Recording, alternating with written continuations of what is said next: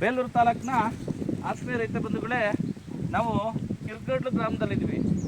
ನಮ್ಮ ಬಾವ ಕುಮಾರ್ ಅವ್ರದ್ದು ನೆಂಟರು ವೆಂಕಟೇಗೌಡರ ಮಗ ಗೋಪಿ ಅವ್ರದ್ದು ಶುಂಠಿ ಇದು ಬೇಕರಿ ಮಾಡ್ಕೊಂಡಿದ್ರು. ಇವಾಗ ಕೃಷಿ ಮಾಡೋಕ್ಕೆ ಬಂದಿದ್ದಾರೆ, ಬರಗಾಲದಲ್ಲಿ ಬಂದಿದ್ದಾರೆ. ಅದೊಂದು ಸಮಸ್ಯೆ ಆಗಿಬಿಟ್ಟಿದೆ.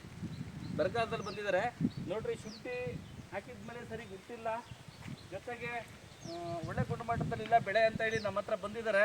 ದಾಸೇಗೌಡ ಪ್ಲಾಂಟೇಶನ್ ಸರ್ವಿಸಸ್ಗೆ ವಿಸಿಟ್ ಮಾಡ್ತಿದ್ದೀನಿ. 1 ತಿಂಗಳು ಟೈಮ್ ತಗೊಂಡಿದ್ದೀನಿ. ಒಂದು ಡ್ರೆಂಚಿಂಗು, ಒಂದು ಗೊಬ್ಬರ, ಒಂದು ಔಷಧಿ ಮಾಡಿ 30 ದಿವಸದಲ್ಲಿ ಬೆಳೆ ಕವರ್ ಮಾಡಿಕೊಡ್ತೀನಿ ಅಂತ ಗೋಪಿ ಅಣ್ಣಂಗೆ ಮಾತು ಕೊಡ್ತೀನಿ. ಓಕೆನಾ ಬಾವಾ? ಓಕೆ. 3 ವರ್ಷದಿಂದ ಶುಂಠಿ ಬೆಳೆದಿದ್ರು, ತುಂಬ ಒಳ್ಳೆ 3 ವರ್ಷದಿಂದ ಒಳ್ಳೆ ಗೊಬ್ಬರ ಔಷಧಿ ಕೊಟ್ಟಿದ್ವಾ ಬಾವಾ? ತುಂಬ ಚೆನ್ನಾಗಿತ್ತಾ? ಬಟ್ ಬೆಲೆ ಸಿಗಲಿಲ್ಲ ಅವ್ರಿಗೆ. ಲಾಸ್ ಆಯಿತು ಶುಂಠಿನಲ್ಲಿ. ಕಿರ್ಗಡ್ಲು ಗ್ರಾಮದಲ್ಲಿ ಇದೀನಿ ಈಗ. ಈ ಶುಂಠಿನ ಒಳ್ಳೆ ಉತ್ತಮವಾದ ಇವಾಗ ಜೂನ್ 13ನೇ ತಾರೀಕು ಇವತ್ತು.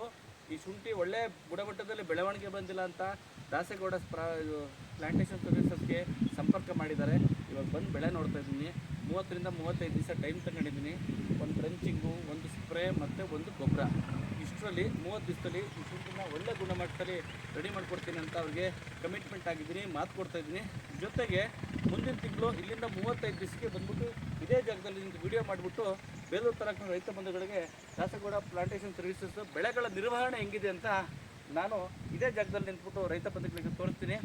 ಆತ್ಮೀಯ ರೈತ ಬಂಧುಗಳೇ, ದಾಸೇಗೌಡ ಪ್ಲಾಂಟೇಶನ್ ಸರ್ವಿಸಸ್ಗೆ ಸಪೋರ್ಟ್ ಮಾಡಬೇಕಂತ ಕೇಳ್ಕೊಳ್ತಾ, ಇಂಥ ವಿಡಿಯೋಗಳನ್ನೆಲ್ಲ ಬೇರೆ ಬೇರೆ ರೈತರುಗಳಿಗೆ ಇದು ಕಳಿಸ್ಬೇಕು ಅಂತ ನಾನು ರೈತರಲ್ಲಿ ಪ್ರಾರ್ಥನೆ ಮಾಡ್ತಿದ್ದೀನಿ. ಗೋಪಿ ಅಣ್ಣ ಅಂದರೆ ಇವರೇನೆ. ಎಲ್ಲಿ ಬೇಕ್ರಿ ಮಾಡಿದರೆ ಗೋಪಿ ಅಣ್ಣ? ಆಂಧ್ರದಲ್ಲಿ ಬೇಕ್ರಿ ಮಾಡಿದ್ರೆ, ಬರಗಾಲದಲ್ಲಿ ಶುಂಠಿ ಬೆಳೆಗೆ ಬಂದಿದ್ದೀರಾ ನೋಡಿ. ಇದು ಈ ಥರ ಇದೆ ಬೆಳೆ. ಈಗ ರೈತ ಬಂಧುಗಳೇ, 35 ದಿವಸ ಈ ಶುಂಠಿ ರೆಡಿ ಮಾಡಿಕೊಡ್ತೀನಿ ನಾನು. 100% ರೆಡಿ ಮಾಡಿಕೊಡ್ತೀನಿ.